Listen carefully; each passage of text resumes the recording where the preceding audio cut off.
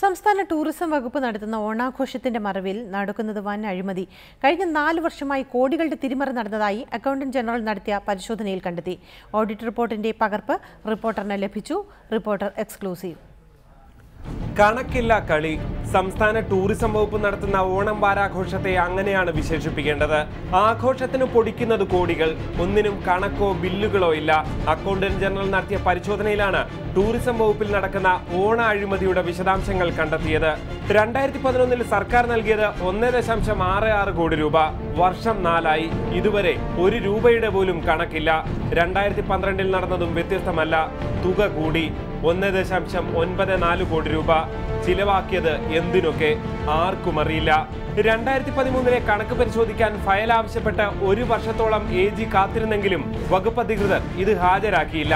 15 ദിവസത്തിനുള്ളിൽ ബില്ല് സഹിതം കൈമാറണമെന്ന ചട്ടമാണ് അട്ടിമറിക്കപ്പെട്ടത്. ഇവിടെയും തീർന്നില്ല കാര്യങ്ങൾ. ഓണാഘോഷത്തോടനുബന്ധിച്ച് നടന്ന എക്സിബിഷൻ സ്പോൺസർഷിപ്പിൽ നിന്നും കിട്ടിയത് 84 ലക്ഷം രൂപ. ഇതും സർക്കാരിലേക്ക് എത്തിയിട്ടില്ല. ഓഡിറ്റിന് വിധേയമാക്കിയിട്ടുമില്ല. ഒന്നിനും ബില്ലോ വൗച്ചറോ ഇല്ല. 2011 സംവിധായകൻ TK രാജീവ് കുമാറിന് 31 ലക്ഷം രൂപ നൽകിയെങ്കിലും എന്തിനു നൽകിയെന്നത് സംബന്ധിച്ച് കണക്കില്ല. ചെലവിന്റെ വിശദാംശങ്ങളോ ബില്ലുകളോ ഇല്ല.